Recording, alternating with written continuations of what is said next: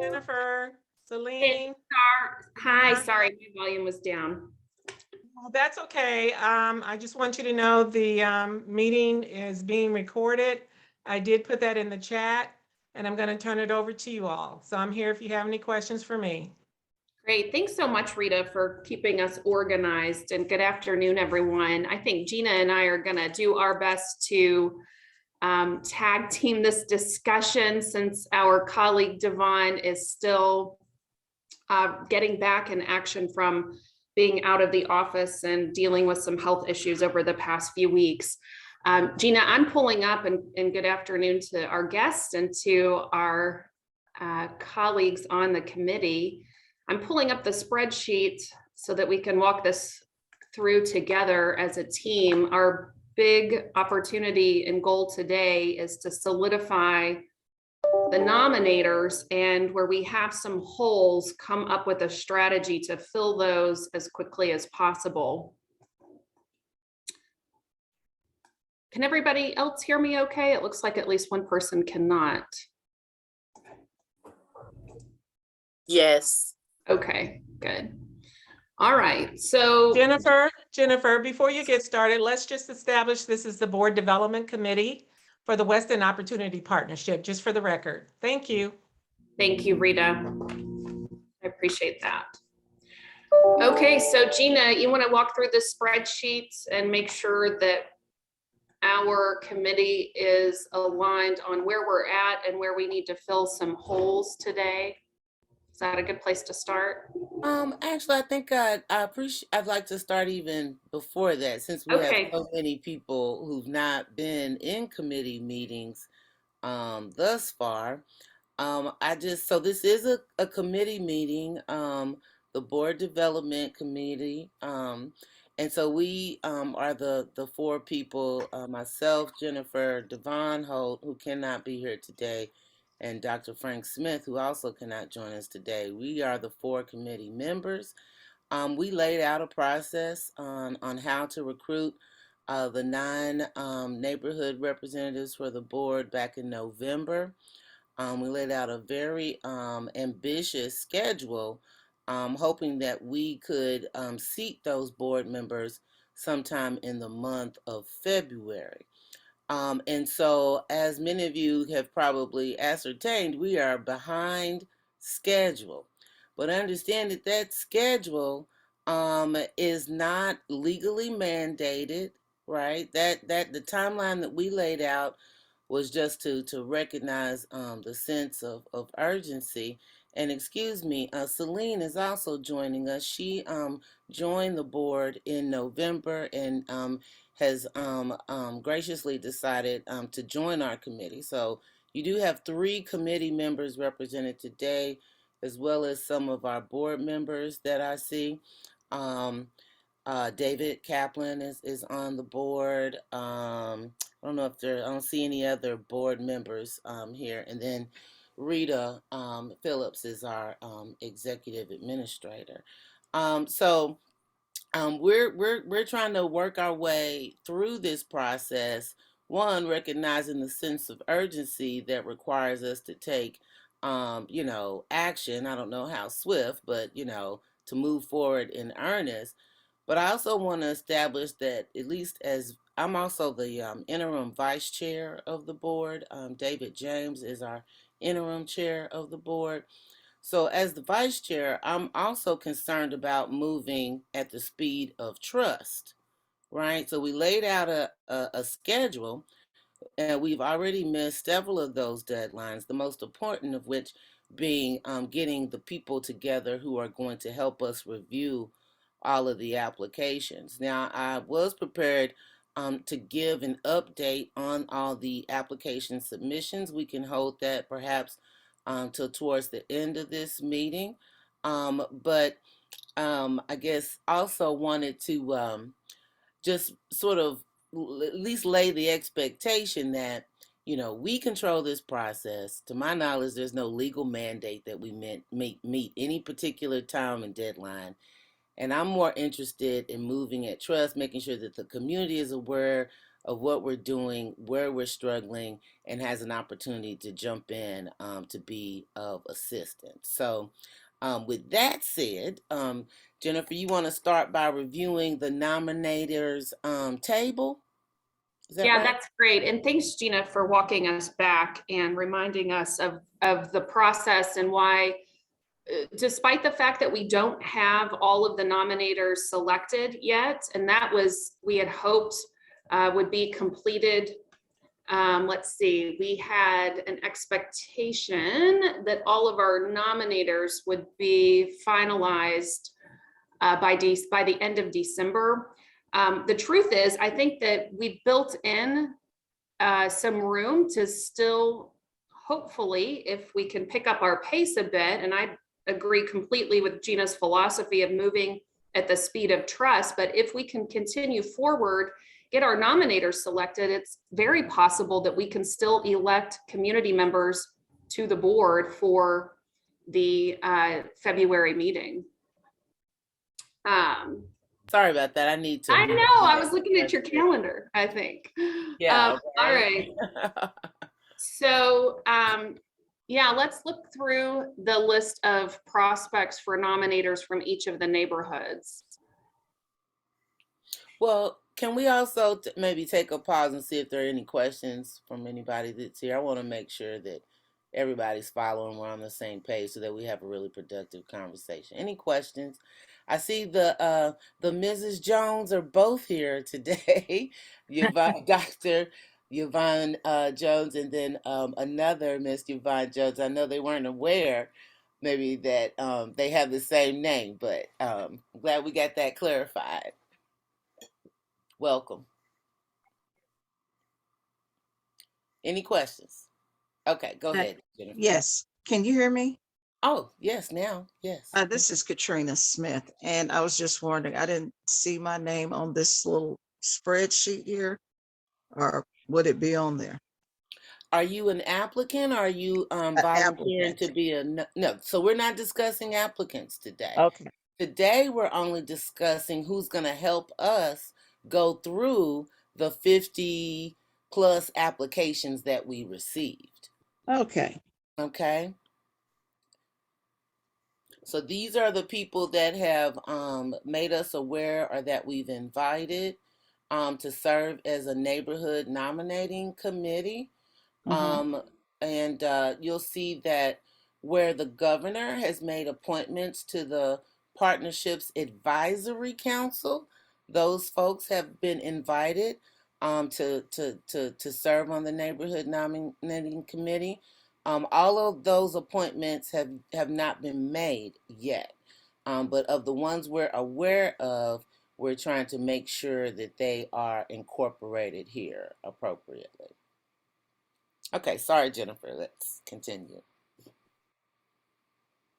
As everyone's taking a look at this, I just want to make sure that we all are aligned, that we have a complete list, because we do have some question marks around Miss Jackie, the Portland Neighborhood Association representative. So I want to confirm if we have any updated information regarding those two in particular, if they have been confirmed or not as willing to participate as nominators.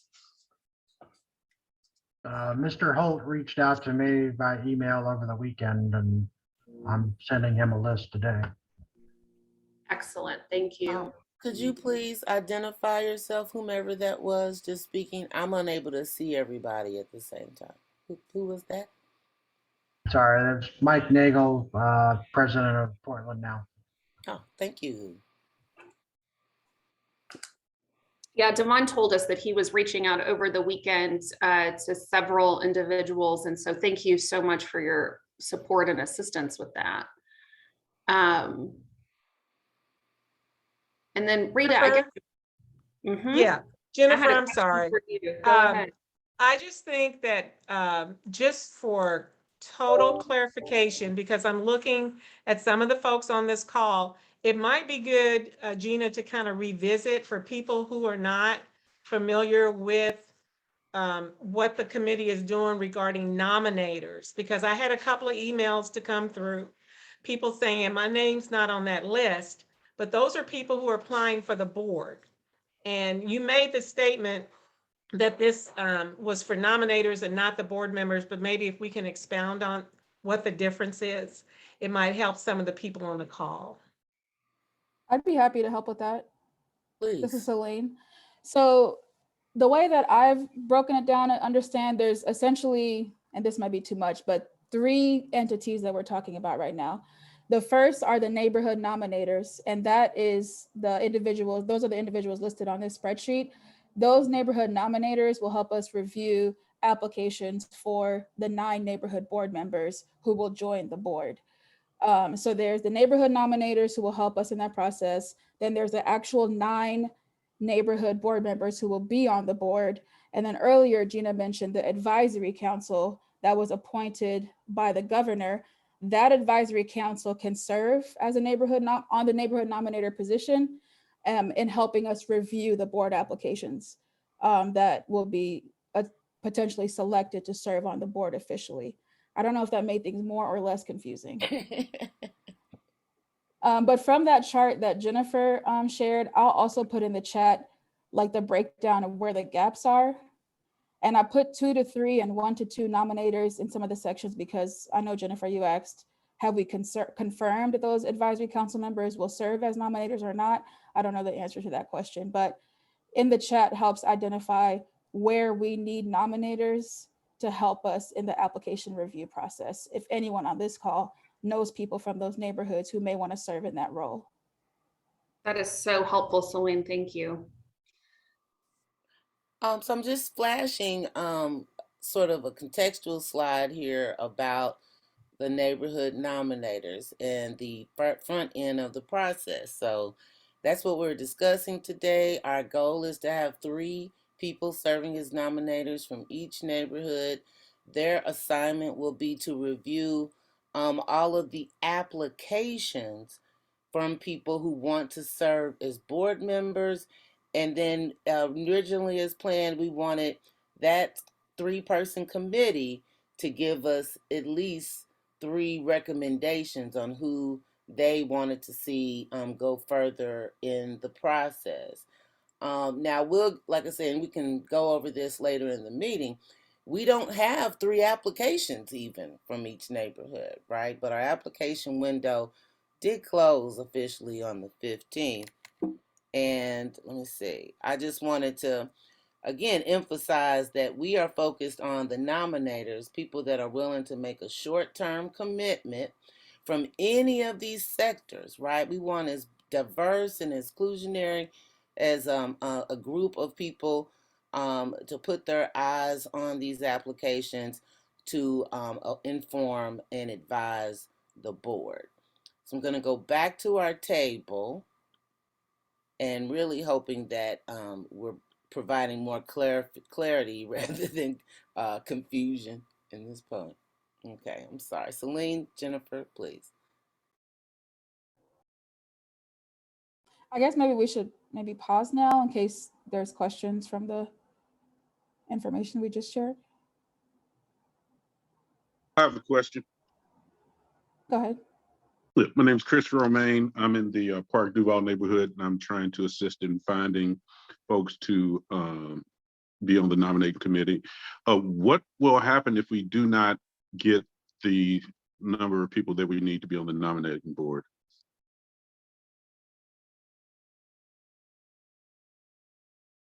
I am new to this committee and newer to the board, so I don't know if I have the answer to that. Sort of related to, I guess, what I said at the beginning, like, we're not beholden to a particular timeline. So if it requires us moving at the speed of trust, I'm willing to propose alternative measures to make sure we don't lose the critical essence of this community informed process. So after we go through, I guess, the current status of nominators, if the committee is agreeable, we can talk about alternative strategies, or we can go into an applicant's update. But I am prepared to offer several alternative measures if our original plans don't sort of manifest.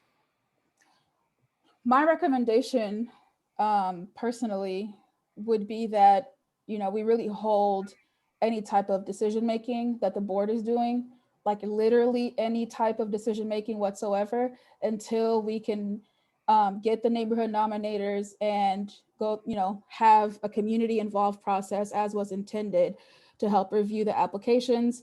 I think that will require the board to figure out what types of outreach can be done that is a little bit more intensive or targeted. But really, I think if we want to move at the pace of trust, which is definitely my desire, I don't think we can have two conversations at the same time. I think the board should really focus on getting these nominators solidified and hold any type of decision-making until the full board has been onboarded. I totally agree with that. And I think that's where we're at today. We knew going through the holiday season that it would be risky, that our messaging may get lost in the shuffle of holidays and Omicron and other challenges from a messaging standpoint. So I do think that we're at a place where we need to reconsider what our next layer of community outreach and engagement looks like. I know that the full board has been updated on where we're at to date. We do have a meeting later this week. I'm sure we're going to want to engage in some additional discussion regarding ideas, but I think that's one thing that can come out of today's meeting is some thoughts regarding how we pump the brakes and look at other community engagement strategies. And I'd like to offer some community education tools, a little bit more detailed media materials or just materials that can help people understand what is the difference between a neighborhood nominator, a board member, and an advisory, because there's still so many questions. There's clearly a lot of confusion. I think the language that we've chosen to use, neighborhood nominators, can get a little tricky as well. So I think we need to do our part to ensure that people understand these different roles and how they can participate in the creation of the full board. This is Aaron Jordan. Hey, everybody. I apologize in advance. I won't be able to stay for the entire meeting. I'm going to travel to another meeting here in a second. But I do want to offer up any advisement or any consultation that I could provide, as my background is in public relations and marketing, and in relation to the outreach piece and in relation to the awareness. I could support in helping develop a comprehensive PR plan that would ensure that the entirety of the community is as informed as possible. I will also note that just when I look around social media and some of the other vehicles, I haven't seen much out there. I've sent out links and kind of screenshots that I have, but again, I think a robust and informed kind of campaign that really speaks to the demographic and really speaks to kind of the nuances, taps into the different types of technology and the different types of language that folks that need to be engaged are used to, that kind of thing. So just offering that up as support. Thanks. Aaron, thank you so much. We absolutely need you. Bentley McBentelson also offered to provide, he's in the Portland neighborhood. He offered to provide some volunteer support to us from a communication standpoint. But what you just said is something that we would absolutely benefit from. We want this to be as community centric and community driven as possible. So thank you for that. We absolutely will take you up on that.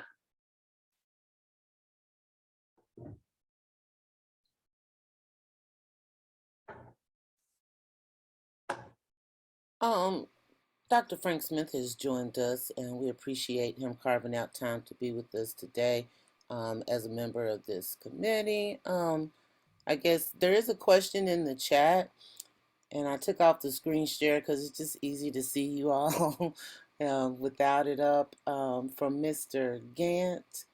Mr. Gant, would you like to come off mute and ask your question, or would you prefer for me to read it?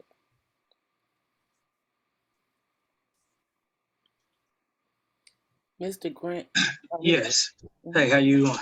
Great. Hi, everybody. My name is Howard Gant. I am a business owner and resident in West Louisville. My question was, can you be a nominee and a nominator?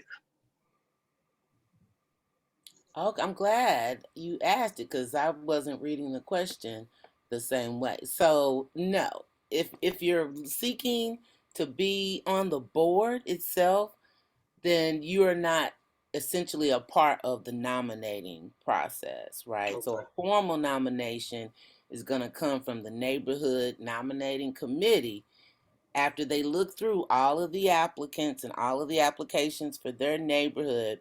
And that is how the nominations will be formalized. And again, Celine, if you want to restate that in Yeah. what terms that people understand, please feel free.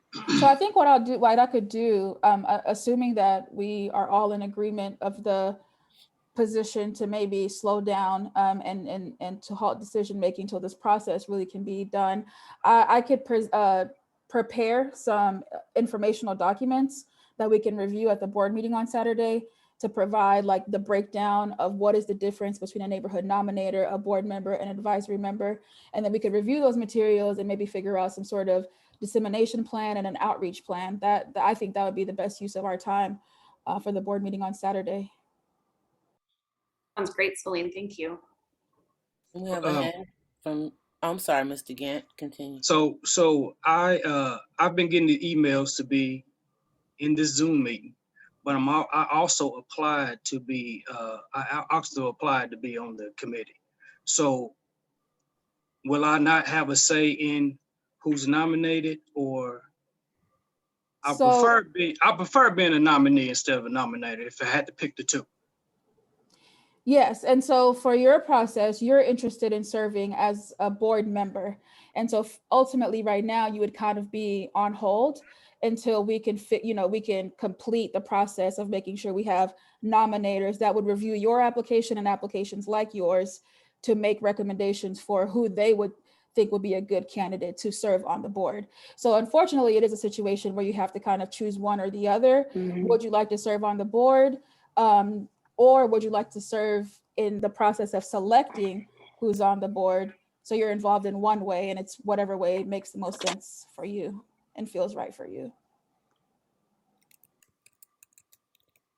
Okay, thank you. That answers my question. There was a hand up from Ms. Hawkins. Yes. Yes, please. Hey, hello everyone.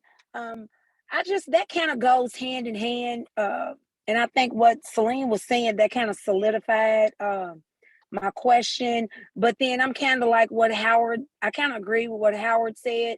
The people that are really knee deep in the community, when you really want to find people that are knee deep in the community and not people that just say that they're either for the community or that they're in the community, it's a big difference. And I say that because I serve in two different areas. California Park, I've been over there for almost 20 years and I've not seen anyone. And I'm in Parkland, been knee deep in Parkland with Tamika Jackson. And like, you look around and you have all these people that say, well, hey, so you may find also that you choose nominators that can't even really choose people to be on the board because they're really not in the communities, if that kind of makes sense. So Absolutely. really it's the nominators that are really the people that are probably knee deep in the community.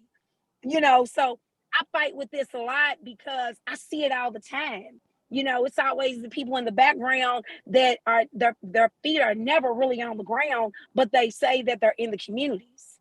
Yeah, I hear you. And the way I see things, board members, right, they're going to be knee deep in the work of the WEOP and how all of this rolls out, creating bylaws, making really, really impactful and important decisions. So I agree with you that those who are most knowledgeable about the community and more immersed most likely would be best to serve on the board. For the nominators, I can understand what you're saying. What if a nominator is someone who lives in that community but doesn't really know and is not really immersed in that community?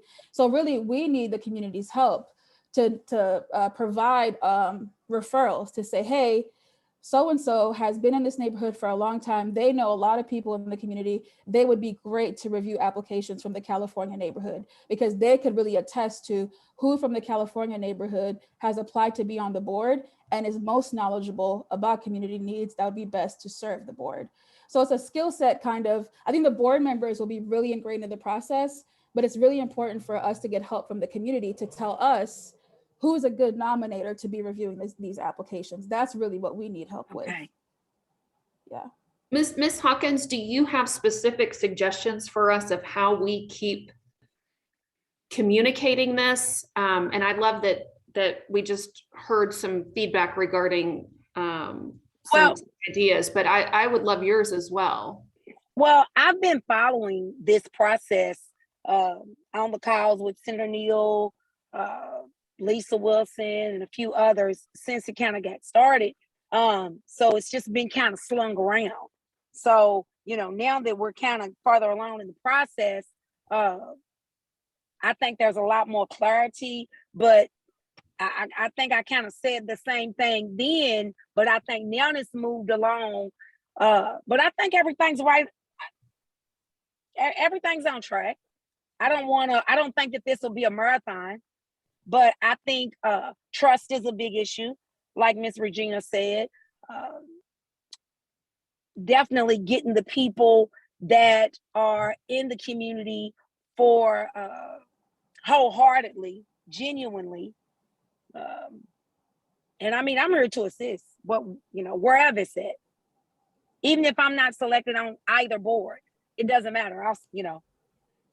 So maybe when we create those materials that really kind of breaks down the different roles, maybe the different skill sets, that would be great for those roles, and what the expectation of involvement in the board would be, really breaks that information down. If you and people in your neighborhood could disseminate that and help us to say, hey, this would be a good person to be a nominator because they're really knowledgeable, please consider them to be a nominator to help you all review these applications.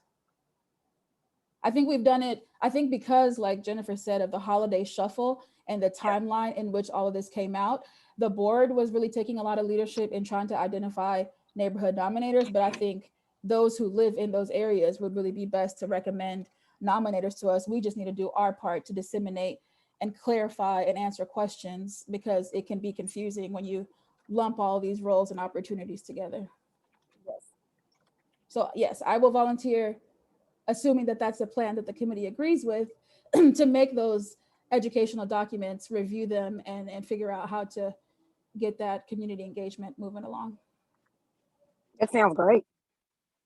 Love that, Celine. I was just looking at an updated spreadsheet that may be even more updated than what you had, Gina, and what you dropped in the chat box, Celine, because I'm counting 10, us being 10 people short of our goal. And I'm scrolling back through. It looks like you had 14. It looks like we've added, for instance, Ms. Hawkins just mentioned Tamika Jackson. We have her now on the Parkland as in Parkland as a nominator. It looks like we're still missing. Let me go through this list again. I'm trying to cross-check this for accuracy. We're still needing 2 nominators from Algonquin, 1 from California. Chickasaw is finished. We've got 3. Park Duval, we need 2. Park Hill, we need 2. Parkland, we need 1. Portland, we need 1. Russell, we've got everyone we need, and we need 1 from Shawnee. So I'll get with you, Jennifer, to make sure we have the most up-to-date numbers, because that could be different by Friday or Saturday at the board meeting. After this conversation, maybe people will volunteer to serve. So we'll update the list of how many we're short of and see how the community can help us fill those roles. Excellent. Okay, sounds good.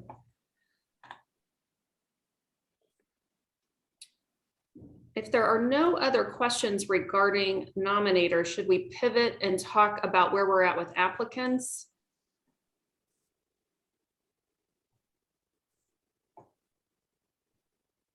Happy to share what I know at this point. One moment, please.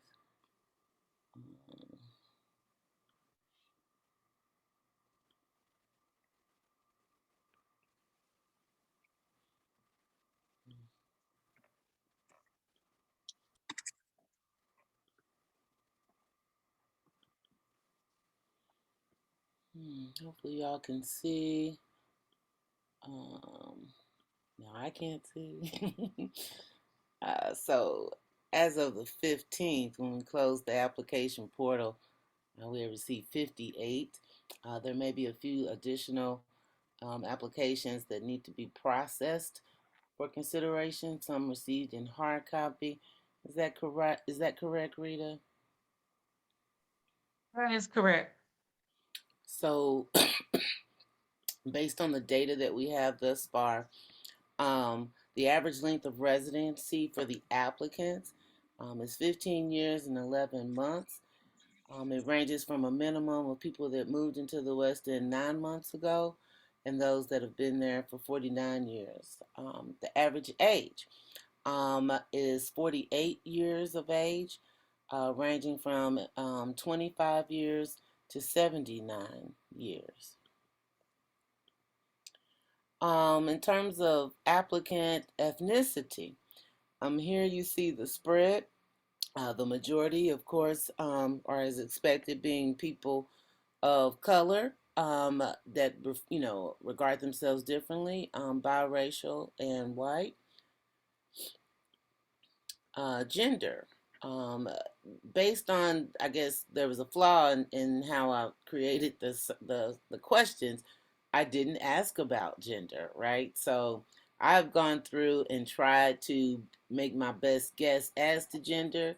For those who have certain names, that is not something I wanted to guess at. So there are about 7% of the people in the pool that I'm not sure of their pronouns, but otherwise a majority female applicants, with followed by male at 34%. Homeowners appear to be the vast majority at 83%. There are several people who said in response to this question that it's neither. They don't own and they don't rent. So those are probably some other special relationships that capture, but we can absolutely confirm that as we go through the process.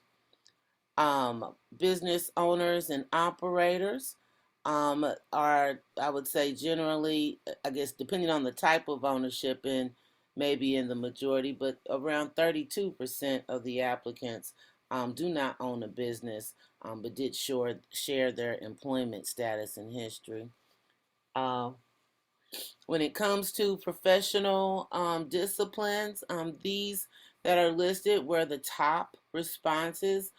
People wrote in an assortment of other specialties and expertise, which we absolutely welcome and appreciate. You can see that in the word cloud below.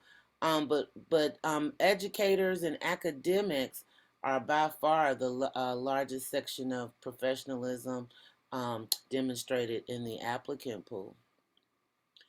In terms of comfort and familiarity with digital tools like we're using now with Zoom, people seem to be somewhat comfortable with all forms of digital activity, and we are willing to support anyone who wants to either build those skill sets or that knowledge, or needs assistance in tapping into the digital platform.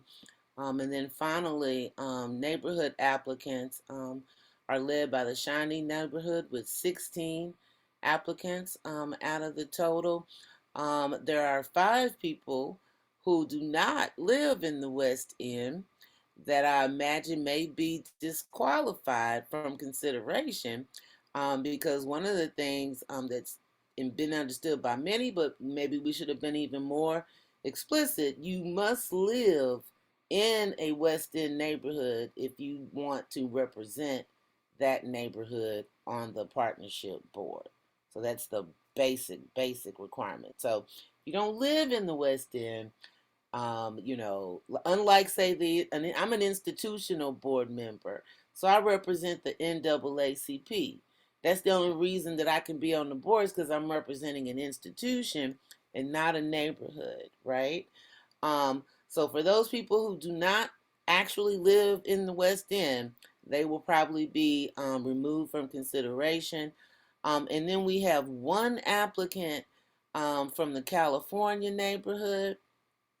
And that's, you know, like I say, less than the minimum, the threshold. We were, you know, optimistic and hoping that we would have, you know, multiple applicants, right? But, you know, if there's one applicant, there's one applicant. If you can help us, like I say, getting the word out, encouraging people, you know, I guess, well, I guess I'll say this, you know, this is the status now. It's not ideal. As a committee and as a board, we need to, I guess, contemplate whether or not we reopen the window, right?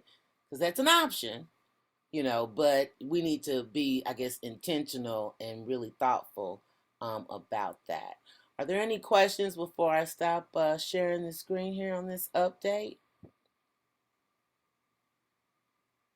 I Okay. might make a comment that it could be that we would have the movement may not be the same for all the neighborhoods, but if there is a neighborhood that is advancing in its process once the nominators are in place, and then we still have to work with certain other neighborhoods to catch up, that could be a part of the whole trust factor and timing factor as well that we might want to consider.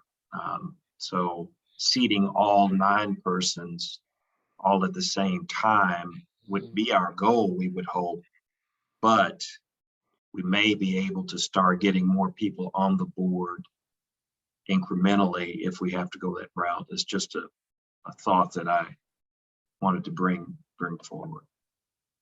And Dr. Smith, I am with you. I also wonder if, as we get the nominators seated, I want to be deferential to them regarding the pace at which they're willing to move based on their fingers on the pulse of the neighborhood. So I think that's a consideration that's going to be individualized to each set of nominators. I think those are excellent points. That the speed of trust may not be the same rate for every neighborhood, because, you know, one of the common misconceptions is that the West End is a single neighborhood, and that is not true. So I like both points and would like to hold those. That maybe we just, you know, work through the neighborhoods in a speed that makes sense for who we have involved in the neighborhood, and that we appoint board members as board member nominees or recommendation as they become available for each neighborhood. And I would, I'm sorry. No, go ahead. I would say though, within a range of time, I don't think we should leave it open-ended forever, but in that we do need to seat the members on the board. I'm just saying, as we work through some of these nuances of completing who are the nominators, and then their process of going through, particularly your point about maybe having to reopen. So it could be that one neighborhood, looking at the persons, maybe that doesn't turn out hypothetically in such a way that it could be that a certain neighborhood may request, we would like to reopen, and that we may, as a board, those seated, support that need if necessary. Excellent point, particularly thinking about the California neighborhood, the need for nominators, well, incorporating and relying on the nominators to help us, you know, maybe perhaps find more candidates. I think all of these suggestions that you're hearing from our committee, these are all possibilities. It's both, and nothing that you've heard today is mutually exclusive, right? We can do all these things. And I'm glad there are people here that can observe and witness us grappling with these issues and trying to find the most fair and equitable way to go about it. So we are going to, I imagine, have to provide an update to the full board at the board of directors meeting that's scheduled for this Saturday at noon. It'll be physically located at the YMCA at 18th and Broadway. There are also abilities to tap in via Zoom for that meeting. Those meetings are recorded. We as a committee will be providing an update to the other institutional board members, but committee, we're also probably going to have to make some recommendations, right? So yes, Celine. I have a recommendation, if that's okay. Sure, yes. All right. So my recommendation, based off of a lot of what everyone has shared, we have situations where neighborhoods like the Shawnee neighborhood have quite a few applications, and maybe their nominees are almost set up. Whereas, as we mentioned, the California neighborhood, we only have one board member applications, and that's not necessarily representative. So what if, as was mentioned, we reopened the board applications and kind of revamped our outreach efforts to identify nominators with limits? As Frank said, we could potentially establish February 12th as the final extension for not only neighborhood nominators, but board member applications. Between now and February 12th, we can engage with the community, provide those additional education tools, try to recruit neighborhood nominators. And by the 12th, if the Shawnee neighborhood is ready to go, they have their 3 nominators, they've received plenty of applications, perhaps we could specialize it that way and individualize it. Shawnee's neighborhood nominators can go through and review the applications for there. And maybe if we're still struggling with finding board member applications, we can kind of decide it on a neighborhood by neighborhood basis. But that allows for, I think, encompassing everything that everyone has said, more time for the nominees and applications to come in, but then capping that time, and maybe being strategic about the process for the individualized neighborhoods that are more ready to go than others. That would be my recommendation. I think that's excellent and beautiful summary of what I think is an inclusive and deliberate process as we can possibly make it at this point. So I really like that. And Ms. Hagan Grisby in the chat asked for documents that community can share. And those are the documents I mentioned earlier that I will prepare, informational documents for the different roles. The board can review them on Saturday. If the board is comfortable with them, we can make sure to disseminate those documents so that community members can share it out as much as possible, posting at the grocery store, at the churches, wherever you go, so people are really aware and understand what's going on.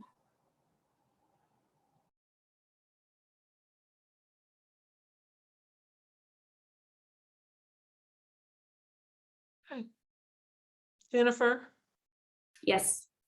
Let me add regarding the nominators, the appointments by the governor for the advisory council. There are 6 of the 9 have been appointed. Okay. 4 of them are listed on the sheet. You can see Kara Mackey for Chickasaw. You have Gerald Joyner for Shawnee. Miss Tiffany Johnson for Park Duval. And then you have Crystal Jones. Now, there's 2 more that the governor recently appointed. They're not included yet. We have David Duncan for Russell, and we have Sandra Hughes for Algonquin. The governor's office has reached out to me for assistance with the last 3. They need some more referrals for the advisory council for Portland, for California, and for Park Hill. And you know, we have the interest forms, about 350 of those interest forms. So I did update the governor's office today that after this meeting, I would connect with them to try to help assist for some referrals, excuse me, for the advisory council for those 3 areas. So I just kind of wanted to incorporate, because I know we're looking at some of the nominators, looking at the advisory council members to hopefully function as nominators. So Rita, that is extremely helpful. Let me circle back on Crystal Jones. Which neighborhood does she represent? Crystal Jones represents Parkland. Okay, I see it. So we actually do have, we didn't have a name, but we had a spot held on the spreadsheet that I think is the most updated that shows we are 10 short. Okay, I've just added her name to that spot. Okay. So we need Portland, California, and Park Hill. Those are the 3 neighborhoods. Those are the 3 neighborhoods the advisory council appointments have not been made for yet. And they're asking us for recommendations for those seats as well. So that's, I wanted to put that out there so people would know that if, you know, if the board seat is not an interest, the nominator seat is not an interest, we still need advisory council recommendations for those 3 neighborhoods for the governor. That's helpful, Rita, and that will be one of the 3 fact sheets is what I'm going to call them. The WEOP neighborhood nominator fact sheet, the WEOP neighborhood board member fact sheet, and the WEOP advisory council member fact sheet that people can review and determine what level of involvement in which of those roles they'd help to either fill themselves or recommend somebody from their neighborhood to fill. Okay, thank you.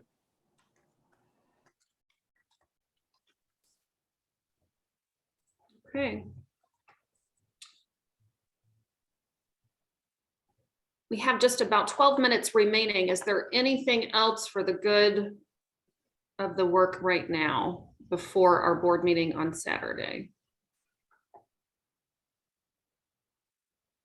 Celine, thank you for your generous offer to help us with the communication strategy. I think between you and Aaron and Bentley, we'll make sure, and all of us will make sure that we are doing our part to cast a very broad and wide net to make sure that this information is readily available and consumable to all. We want to focus on getting the rest of these nominators. We want to make sure that we're customizing our approach and not having a cookie cutter approach, but really honoring each individual identity of each neighborhood, and then bringing this to the full board on Saturday to update, get any additional input, and then hoping that the governor can appoint those 3 remaining advisory council members, which will also help us with the nominators. Is there anything else?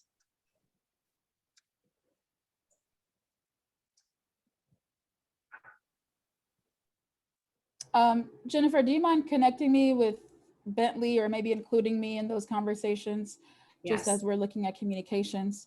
And I see a chat from Danita providing advice to call it a board in the making or a developing board, which would be honestly a more accurate way to capture where we are in our board development process. So thank you for that feedback. Absolutely. Great input today from everyone who offered us your perspective. We are listening, we are integrating your input in this process, and this is a dynamic and iterative process. So please know we're going to continue to be as responsive to new information and any challenges, and make sure that we're doing our part to get a full board seated as quick as the speed of trust will allow. So thanks again, everyone, and hopefully we'll see everyone either in person or virtually on Saturday at noon. Bye now. Have a good day, everyone. Thank you. Thank you, Jennifer. Thank you, Celine. Thank you, Gina.